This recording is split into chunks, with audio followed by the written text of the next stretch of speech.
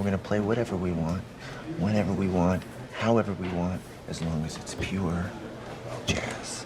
Welcome to MsMojo, and today we're counting down our picks for the top 10 restaurants from movies you can actually go to.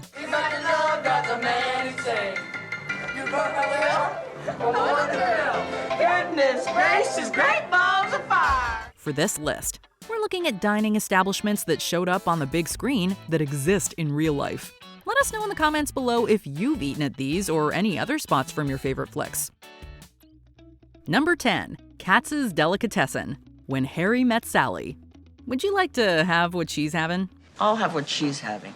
Good news, you can. In fact, you can even sit where Meg Ryan gave her memorable performance, with a helpful sign in the cafe that points to her table. Likely the most famous deli in New York City, which is certainly saying something, it's entirely believable that Katz's pastrami on rye might elicit such a reaction. Yes! Yes! Yes!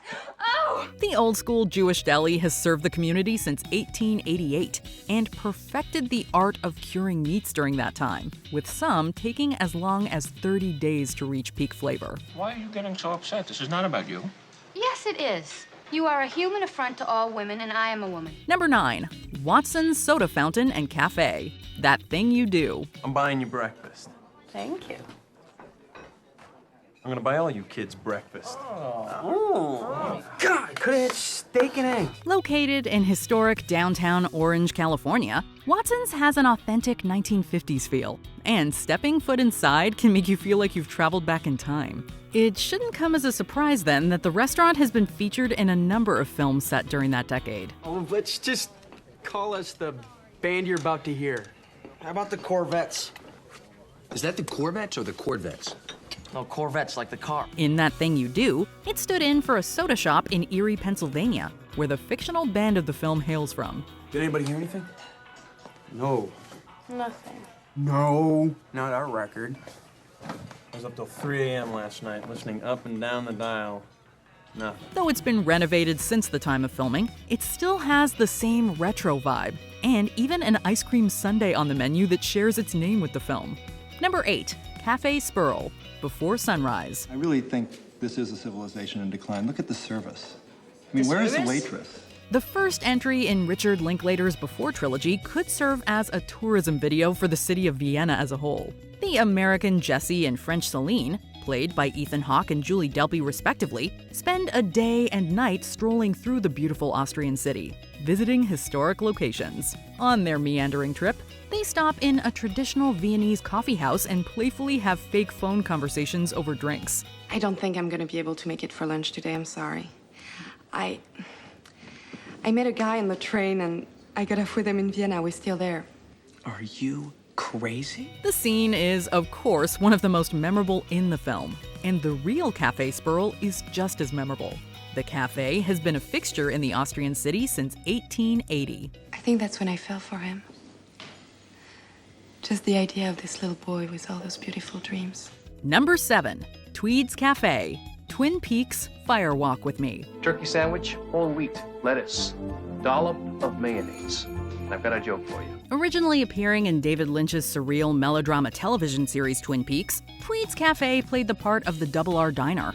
On the show, the diner was a hub for a number of the town's quirky residents, while seeing multiple love stories play out within its walls. Do you want some more pie, a whole pie? Yes, I would, Miss Johnson, and a piece of paper and a pencil. I plan on writing an epic poem about this gorgeous pie. Visiting FBI agent Dale Cooper was known to frequent the Double R, enjoying the famed cherry pie and a damn fine cup of coffee. Damn good food. Diane, if you ever get up this way, that cherry pie is worth a stop. Despite Twin Peaks' untimely cancellation, Tweeds returned in the feature film Fire Walk with Me, bringing all of its bizarre charm to the big screen. Number 6. The Thirsty Scholar, The Social Network. Many film productions will use locations in Toronto or LA to double for other cities, but there is more authenticity to the pub in The Social Network. The Thirsty Scholar Somerville Bar and Grill is a common place for Harvard students to come and unwind after a long day at school. Teddy Roosevelt didn't get elected president because he was a member of the Phoenix Club. He was a member of the Porcellian, and yes, he did.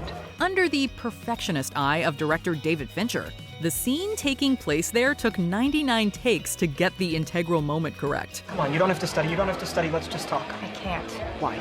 Because it is exhausting. Dating you is like dating a Stairmaster. In the end, it was worth it, as it became one of the most iconic opening scenes ever. You're gonna go through life thinking that girls don't like you because you're a nerd.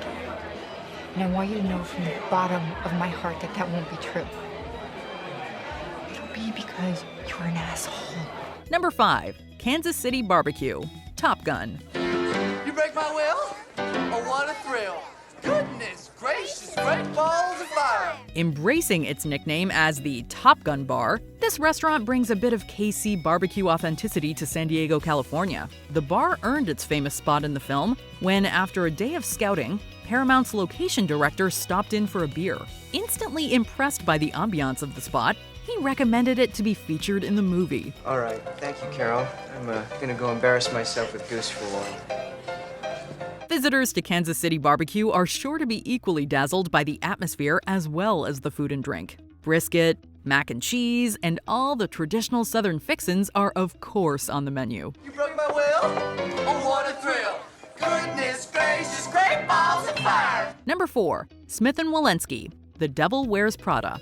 For fashion magazine editor-in-chief Miranda Priestley, only the best of the best was suitable, and her lunch was no exception. So, as she puts her young assistant through the ringer of psychological abuse, one of her demands is a steak lunch from the high-end steakhouse Smith & Wollensky. My girls are leaving on the train for the grandmother's at 4, so the book better be here no later than 3. Of course. And I would like my steak here in 15 minutes. No problem.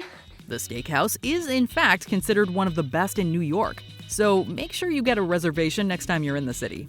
What's that? Oh, I don't want that. I'm having lunch with Irv. I'll be back at 3. I'd like my Starbucks waiting. Priestley isn't the only sociopathic socialite to enjoy meals there, however, as it's also a favorite of Patrick Bateman and appears in American Psycho. To think that one of his friends killed him for no reason whatsoever would be too ridiculous. Isn't that right, Patrick? Number 3. The Lighthouse Cafe, La La Land. If you're looking to grab a tasty bite and have a delicious drink while listening to some of the best live jazz you can hear, look no further than the Lighthouse Cafe. Located just outside of Los Angeles in Hermosa Beach, the club has hosted greats like Chet Baker and Miles Davis. Naturally, it was the perfect spot for the jazz history-obsessed Sebastian, played by Ryan Gosling, to visit in Damien Chazelle's musical masterpiece La La Land. You know, I just think that people, when they say that they, hate jazz, they don't have context. They don't know where it comes from. If, like Sebastian and Chazelle, your passion is jazz, this is a must-see for any trip to LA. It's conflict, and it's compromise, and it's new every time. It's brand new every night. It's very, very exciting. Number 2. New York Grill, Lost in Translation. Two lost souls, Bob and Charlotte, played by Bill Murray and Scarlett Johansson, make their introductions in this stunning locale in Sofia Coppola's 2003 film Lost in Translation, which focuses on loneliness set against the bright lights of Tokyo. You're probably just having a midlife crisis. Did you buy a Porsche yet? You know, I was thinking about buying a Porsche. Just as Bob and Charlotte did, you can stay in Tokyo's Park Hyatt and head to the top floor. Once you find yourself there, you can enjoy jazz played on the piano and look out at the incredible view of the city and Mount Fuji beyond. You stepped out of a dream. The bar even features a tasteful tribute to the film.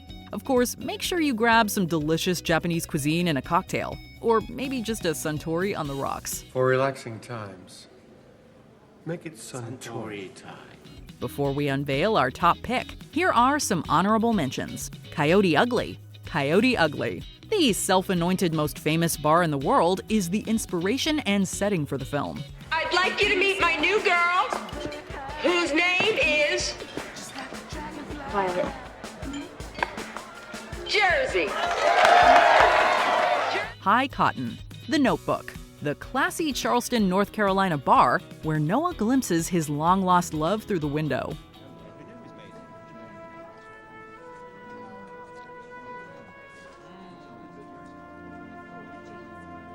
Neptune's Net, The Fast and the Furious, a casual roadside seafood joint overlooking the Pacific where Dom and Brian grabbed grub. I just gotta make a little something extra on the side like you. What do you mean like me?